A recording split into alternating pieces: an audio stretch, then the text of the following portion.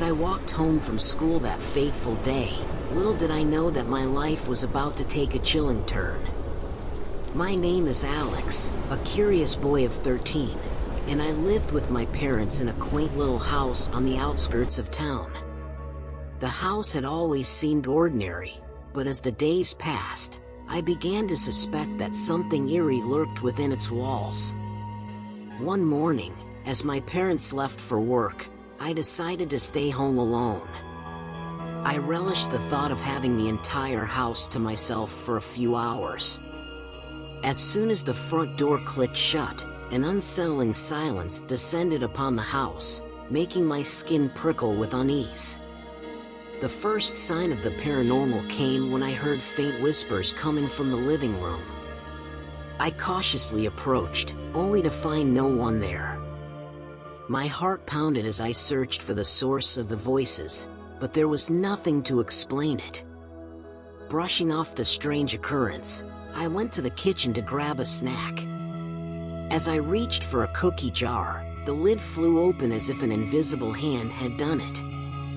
I stepped back in shock, my mind racing with fear and curiosity. The door to the jar swung shut with an ominous creak, leaving me bewildered. Over the next few days, the inexplicable events continued. Objects moved on their own, doors opened and closed without any human intervention, and chilling gusts of cold air filled random spots in the house. Despite my apprehension, I was strangely drawn to investigate these eerie occurrences further. One evening, I stumbled upon an old dusty journal in the attic, hidden behind a stack of ancient books.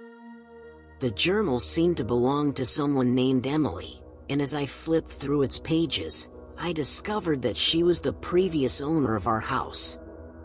Her entries spoke of unexplainable events, hauntings, and her relentless pursuit of the truth behind the paranormal happenings. Emily's accounts described a hidden room in the house, a room she believed to be the epicenter of all the ghostly disturbances. My curiosity grew into an unquenchable thirst for knowledge. The entries led me to a wall that felt different when I touched it. With trembling hands, I pressed against the wall until it clicked, revealing a secret passage behind. My heart pounding, I entered the concealed room. It was dimly lit, filled with antique objects, and thick with an otherworldly presence. There, I found an old photograph of a family standing in front of the house, Emily and her parents. I couldn't shake the feeling that they were somehow connected to the restless spirits haunting the house. The more I delved into Emily's journal, the clearer the picture became. Her parents had been mediums, gifted with the ability to communicate with spirits. They had sought to help the souls trapped in our world find peace, but in doing so, they had inadvertently invited malevolent entities into our realm. Eager to understand and rectify their mistakes, I spent days researching spiritual practices and ancient rituals. I learned about the existence of a powerful talisman that could potentially banish malevolent spirits forever, a lost relic known as the Ethereal Amulet. Determined to bring peace back to our home, I embarked on a perilous quest to find the amulet. My search took me through dense forests, ancient ruins, and dark caverns. I faced numerous challenges, but my resolve only grew stronger with each obstacle I overcame. Finally, my efforts paid off, and I stood before the legendary Ethereal Amulet. As I held it in my hands, a surge of energy coursed through me, as if the amulet acknowledged my purpose. Armed with the talisman, I returned home to confront the malevolent spirits head-on. The house resonated with eerie whispers and haunting echoes as I stepped inside. Armed with the amulet, I began the ancient ritual passed down through generations. I chanted the incantations, channeling my intent to cleanse the house of the malevolent entities. In a whirlwind of ethereal energy, the spirits materialized before me, their once malicious faces now filled with sadness and regret. Their tormented souls pleaded for release, and I could feel their anguish. With a heavy heart, I completed the ritual, banishing them to the afterlife, where they could finally find the peace they longed for. The house fell silent, and a warm glow filled the air, a sign that the spirits had departed.